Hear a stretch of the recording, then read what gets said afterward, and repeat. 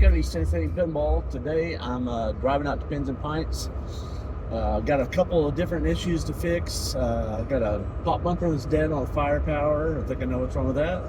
I've got a coin door switch that's bad on the Kiss. I'm pretty sure I know what's wrong with that. I've got the little spotlights for my Guns N' Roses JJP. They're not working. I've fixed one of those already. I've got to fix the other one. May swap out, put new servos. The brackets on those were crap. And also in that same game, I think I've got maybe a switch problem. Sometimes it doesn't always keep the ball locked in the neck. So I'm gonna check that out also. And whatever else I find, you know. So I figured I'll just bring y'all along, kind of go out in the fields. Y'all see what it's like.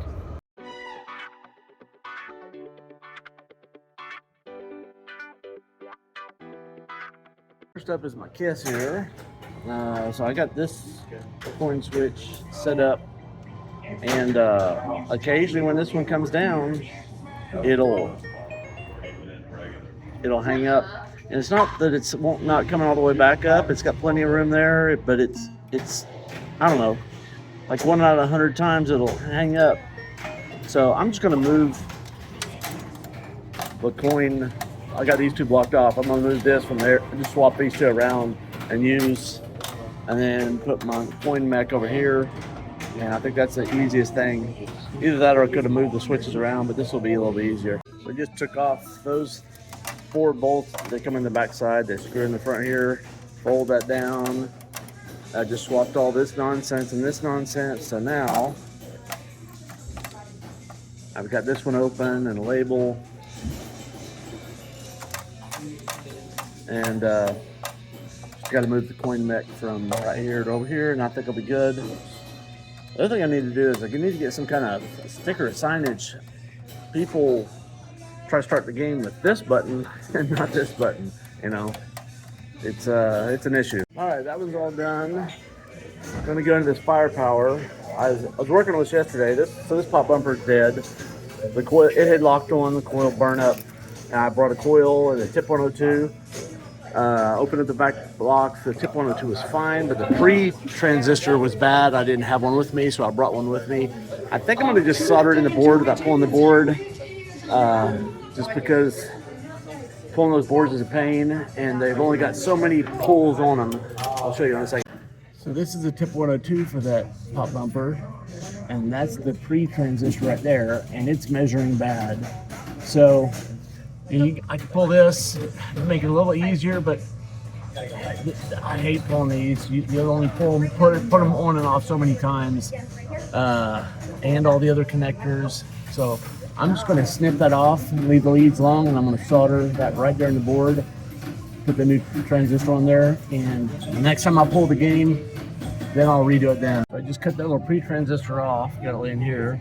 Did diode test it, all combinations. It's open in every single way, so that's not good. So I'm gonna solder in this one here, just like that. Splay these legs out a little bit.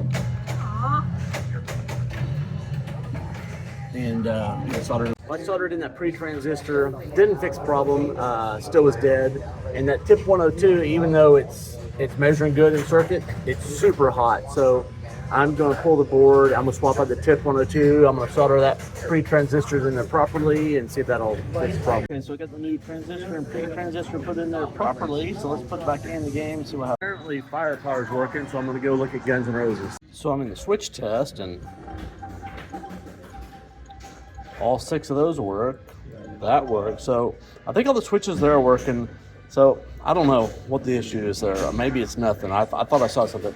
But anyway, this spotlight here, it's the armature back there is broken off. So I've got some new ones. I ordered them off, I think it's off eBay. So they're 3D printed, but they're supposed to be better than the original. The original ones, they sucked. This one's already broken. I swapped it out already. So I'm gonna swap out this one. I might swap the servos out. I might not. I might just replace that bracket.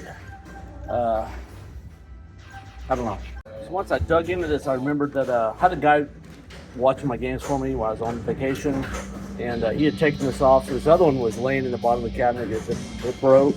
So this servo may or may not be working, but you can see the little, it's broken. So at a minimum, I'm gonna put this new bracket on there, and I may or may not use this old servo. So I've got to put together, I haven't got it fully bolted in, I'm just gonna make sure it's working right. I use the old servos with the new bracket. The new bracket's quite a bit better, I think. So I'm gonna boot it up and see if I can get it working. I'm in the test, and only one of the servos is working, and that's the one servo, turn on flashlight, that one there that I already replaced. So the other three original servos, I can feel them kind of like trying to go, but they're not going. So I've got three more new servos. I'm gonna swap them out here, see if I get it going here. So before you put this together, you got to go through this test, and these things move around. The last one, it goes to the center. So you want it centered before you screw it all together. That way you can get the servos straight. And you know, like this top servo, it can go two ways. This one on the left, it hangs over to the right. If you do it the other way, it's backwards. The other thing, the spotlight, one side has these little, I get it focus on, not gonna focus for me. Anyway, it's got two little, I don't know why it's not focusing, but it's got two little nubs that this arm here grabs onto. So if you put the light in backwards, the other side does not have those little nubs. So yeah, you can do that backwards too. Ask me how I know. So I'm gonna bolt this up, and I think I've got this one done. So that piece right there is not as long as this piece that slides down over it. So when it's screwed down, there's a huge amount of friction and it won't turn. So I'm gonna this is the part that was 3D printed. So I'm gonna get a file and try to file off a little bit of this so that it's not rubbing. Okay, I think I got the left one done. Let's see. The right one, only one axis works.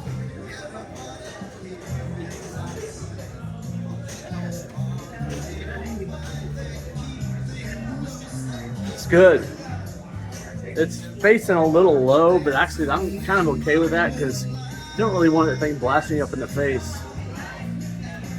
That's about as high as it goes, which is just slightly parallel with the playfield, which is, I'm cool with that.